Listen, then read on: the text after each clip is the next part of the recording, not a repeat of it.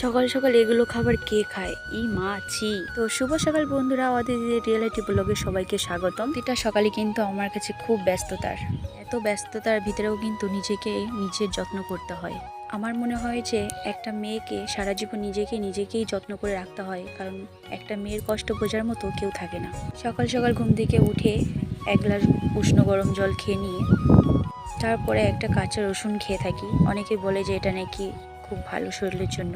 কাঁচা রসুনে কিন্তু আদৌ অনেক ভালো কাজ করে, আর গরম উষ্ণ জলটা কিন্তু প্রতিদিন খাওয়া অনেক ভালো। আজ আমি একটা আমার পার্সোনাল অনুভূতি তোমাদের সঙ্গে শেয়ার করব।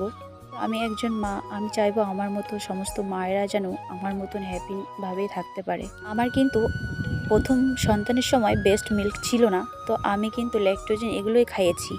তখন কিন্তু আমি এত কিছু জানতাম না, যেহেতু সোশ্যাল মিডিয়া তখন এতটা সচরাচর ছিল না।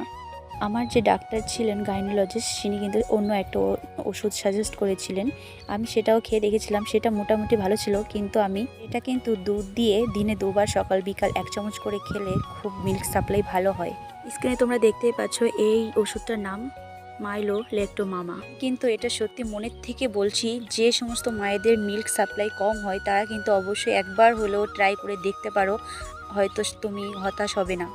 আমাদের এখানে তো গ্রামে প্রচুর আম গাছ থাকে, আমাদের নিজেদের বাড়িতে প্রচুর আম গাছ। আর আম মুড়ি খেতে কে কে ভালোবাসো অবশ্যই কিন্তু কমেন্টে জানাবে। আর আমি কিন্তু অতটা ভালোবাসি না, কিন্তু মোটামুটি খাই, যেহেতু আমাদের গাছের আম ভালোই লাগে খেতে। আমি মিষ্টি জিনিসটা অত পছন্দ করি না, কিন্তু ফলের মিষ্টিটা তো আলাদাই হয়, আর এটা অনেক টেস্টিও লাগে।